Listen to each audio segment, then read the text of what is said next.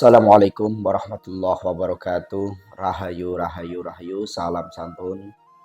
Salam hormat, salam takdim kami tim Padepokan Lokajaya. Kita haturkan untuk semua spiritualis yang ada di Nusantara ini. Semoga kita semua mendapatkan kesehatan, ya, mendapatkan kelancaran dari segala urusan. Allahumma sholli ala sayyidina wa maulana Muhammad. Kita haturkan sholawat serta salam kita kepada baginda Muhammad Shallallahu Alaihi Wasallam. Semoga kita semua mendapatkan syafaat, ya. Amin ya robbal alamin. Untuk para sahabat semuanya, pada pertemuan kali ini tim Padepokan Lokajaya ingin menjabarkan daripada hasil soan, daripada hasil diskusi, daripada para orang-orang yang diperjalankan, para orang-orang yang dimana memiliki kebatinan, di mana memiliki suatu petunjuk terkait dengan Sang Kinasih Satrio Piningit. Menurut para orang-orang yang diperjalankan, bahwasannya Sang Kinasih Satrio Piningit ini dalam proses perjalanannya itu memang tidak mudah. Dari kecil beliau ini selalu mendapatkan ujian-ujian daripada Allah Subhanahu wa Ta'ala, yang dimana sejak kecil beliau selalu didampingi oleh leluhurnya. Setelah agak besar juga, ya, bahwasannya beliau juga mendapatkan banyak sekali fitnahan, banyak sekali ujian kehidupannya. Setelah menjelang dewasa, menjelang besar, beliau pun ada salah satu tugas-tugas untuk mengeluruskan, mencari silsilah daripada Sang Kinasih Satrio Piningit itu tersendiri. Walaupun Satrio Piningit waktu itu belum tahu dalam proses perjalanannya kenapa untuk mencari silsilahnya, para nenek moyangnya, para leluhur-leluhurnya. Beliau ini selalu menjalankan tugas-tugas entah itu dari para kiainya, guru mursyidnya. Tetapi beliau ini tidak tahu tujuannya. Beliau itu hanya menjalankan amanah-amanahnya daripada guru-gurunya untuk mencari leluhur-leluhurnya yang sudah kemana-mana. Oleh karena itu, perjalanan Sang Kinasih Satrio Piningit ini memanglah tidak mudah, saudaraku. Apalagi dalam mengemban segala tugas-tugasnya, yang tentunya terkadang banyak menganggap Satrio Piningit ini adalah sebagai orang yang halu, sebagai orang yang gila, sebagai orang yang tidak waras. Dengan anggapan-anggapan seperti itu, itulah nantinya kenapa Sang Kinasih Satrio Piningit ini atau Imamul Mahdi ini nantinya sangat sedikit pengikutnya. Karena apa? Karena memang hanya orang-orang yang beriman saja, orang-orang yang memiliki keyakinan kepada Allah Subhanahu wa Ta'ala dan mendapatkan hidayah daripada Allah Subhanahu wa Ta'ala terkait menjadi pengikut daripada Satrio Piningit atau Imam Al-Mahdi nantinya. Dalam proses pencarian leluhur daripada Sang Kinasih Satrio Piningit itu, bahwasannya menurut orang yang sedang diperjalankan ini mengatakan, sebagaimana dengan yang dikatakan oleh Prabu Joyoboyo, bahwasanya Sang Kinasih Satrio Piningit memang mengetahui seluruh garis daripada leluhur-leluhur Sang Kinasih Satrio Piningit. Bahkan dikatakan lebih jelas oleh Prabu Joyoboyo bahwasannya seakan-akan kehidupan daripada Sang Kinasih Satrio Piningit itu sama dengan kehidupan nenek moyangnya atau kehidupan leluhurnya. Itu menandakan bahwasannya Sang Kinasih Satrio Piningit ini secara ruhnya memang lebih tua daripada orang-orang yang tertua di dunia ini.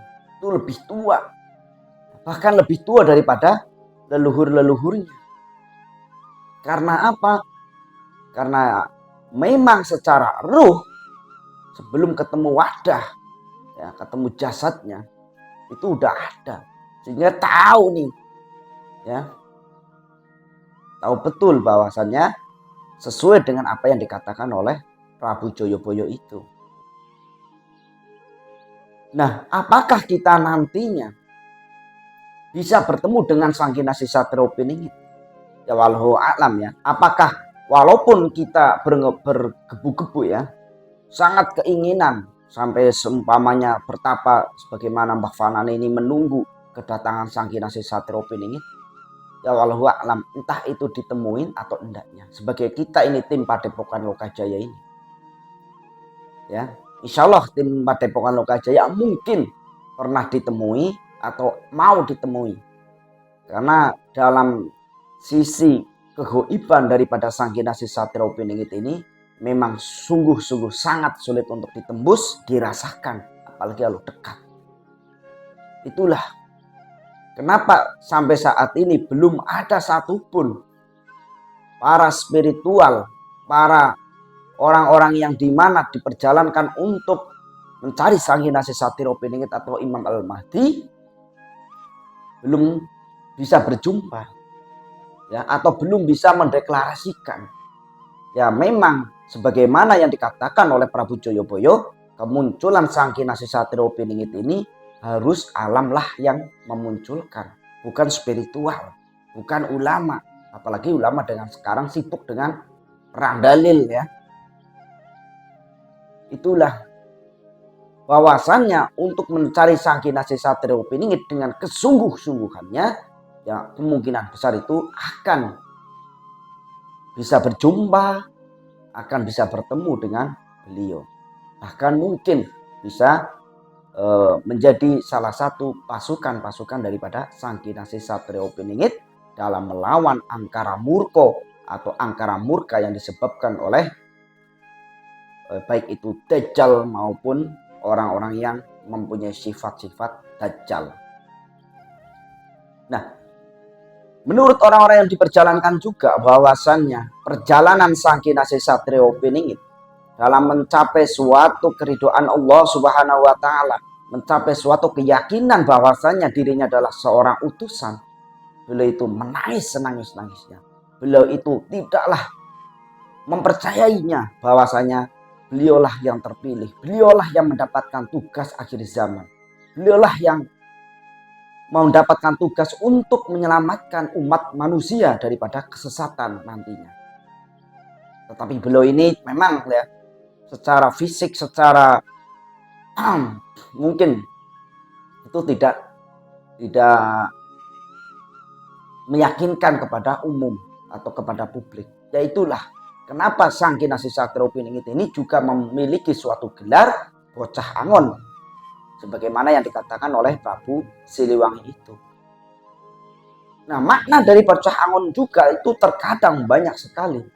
Ya, kalau kita garis ke belakang bahwasannya setiap para nabi, setiap para utusan, ya, itu rata-rata menjadi pengembala domba atau pengembala kambing.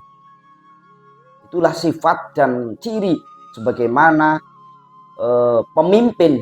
Ya, nanti Satrio Piningit juga akan menjadi suatu pemimpin yang sangat-sangat adil, pemimpin yang mempunyai sifat dermawan, adil, mengayomi, melindungi, ya, melayani, ya, bukan hanya tulisan aja yang terpampang ya, tetapi itu benar-benar diaplikasikan, dipraktekkan di dalam kehidupan di mana Sang Kinasih Satrio Piningit ini nantinya sudah muncul. Untuk kemunculannya, apakah dengan udah dekat saat ini? Ya banyak yang mengatakan bahwasanya kemunculan daripada Sang Kinasih Satrio Piningit ini nanti di tahun 2028. Ada apa tahun seperti itu? Dengan apa tahun seperti itu?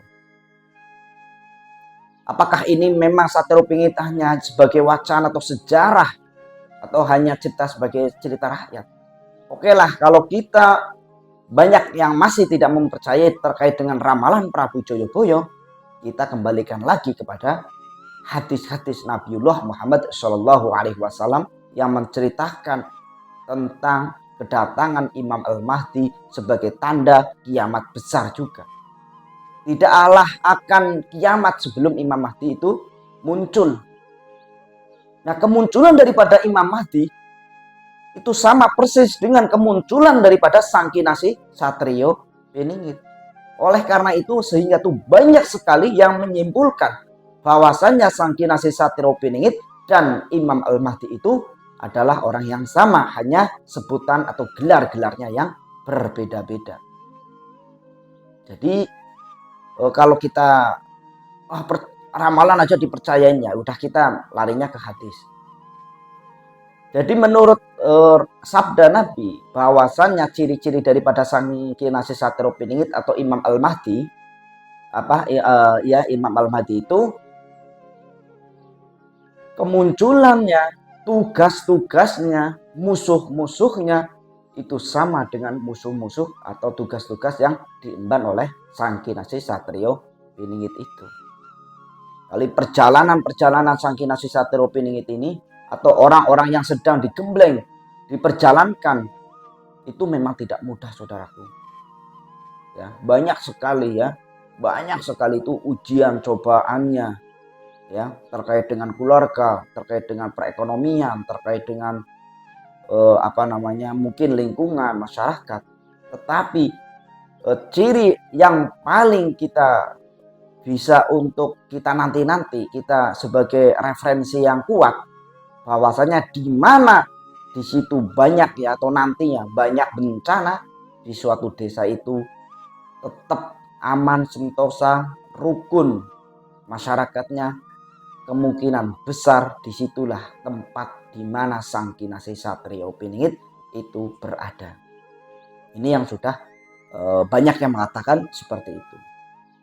Nah, kalau kita lihat secara ciri-ciri fisik, ya memang sulit karena pada dasarnya Satrio Piningit ini tidak memiliki ciri yang khusus lah ya.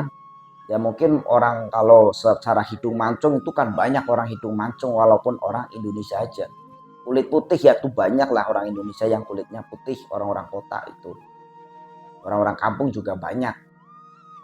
Nah, untuk tetapi dalam suatu keadilan, tetapi dalam suatu pergoiban, tidak semua orang yang hidungnya mancung, kulitnya putih itu memiliki pendamping-pendamping goib, memiliki guru-guru goib, dan di mana ruh atau sukma daripada Sang Kinasih Satrio Piningit yang sejati itu sangatlah bersinar dan tentunya akan terasa sejuk, dingin ya.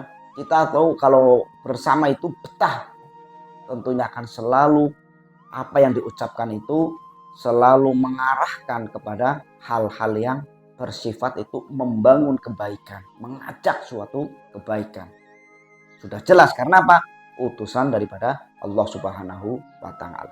Itulah ya, bahwasanya proses perjalanan Satrio Piningit menurut orang-orang yang diperjalankan itu memang sangat-sangatlah banyak rintangan, harus sabar gitu katanya. Ya dimanapun beliau berada, dari kami tim Padepokan Lokajaya selalu mendukung apa yang dilakukan oleh orang-orang yang diperjalankan, dan mudah-mudahan kami dan kita semua bisa bertemu dan merasakan kemakmuran apa yang dibawa oleh Sang Kinasih Satrio Piningit itu.